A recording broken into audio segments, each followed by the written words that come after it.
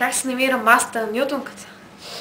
Много сложен въпрос, който всъщност има интересен отговор. За този интересен отговор никой от тези неща не може да помогне. Don't need this! Този отговор е труден, но решим. Ние само може да гадаем за него, но може да чрез изчисления, изключително сложни изчисления, да бъдем близо до този отговор.